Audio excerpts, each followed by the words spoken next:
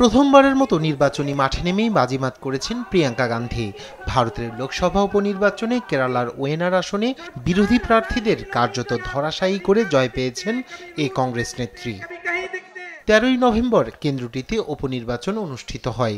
মুসলিম অধ্যুষিত এই কেন্দ্রে প্রিয়াঙ্কার প্রধান প্রতিপক্ষ ছিলেন কেরালা বিজেপির মহিলা নেত্রী নব্য হরিদাস, সিনিয়র সিপিআই নেত্রী সাত্থন মোকেরি।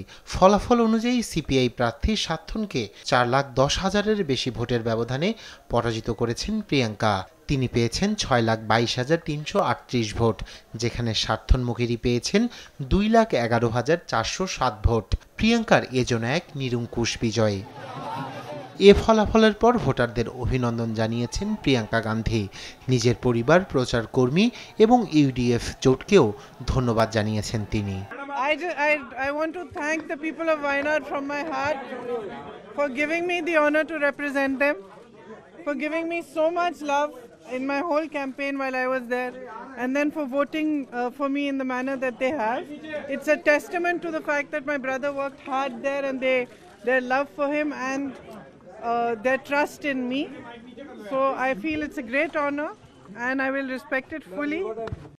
এর আগে দলের সভাপতি মল্লিকার্জুন খার্গের সাথে সাক্ষাৎ করেন প্রিয়াঙ্কা গান্ধী। পরস্পরকে মিষ্টিমুখ করানোর মধ্য দিয়ে তৈরি হয় এক হাস্যোজ্জ্বল পরিবেশ। চলতি বছরের এপ্রিল-মে মাসে অনুষ্ঠিত ভারতের লোকসভা নির্বাচনের তুলনায় এই কেন্দ্রের উপনির্বাচনে 9% ভোট কম পড়লেও প্রিয়াঙ্কার প্রাপ্ত শতকরা ভোট 5% বেড়েছে। গেল লোকসভায় এই কেন্দ্রে কংগ্রেসের প্রাপ্ত ভোটের শতকরা হার ছিল 60%, আর এবার তা দাঁড়িয়েছে 65%।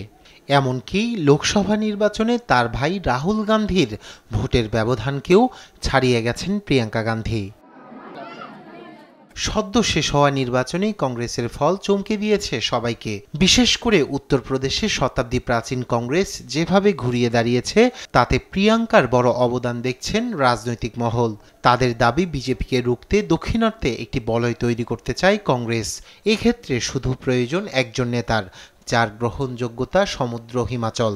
আর সেই জায়গা থেকে প্রিয়াঙ্কার মধ্যে তার দাদি ইন্দিরার ছায়া দেখতে পেয়েছিলেন কংগ্রেসের জ্যেষ্ঠ নেতারা।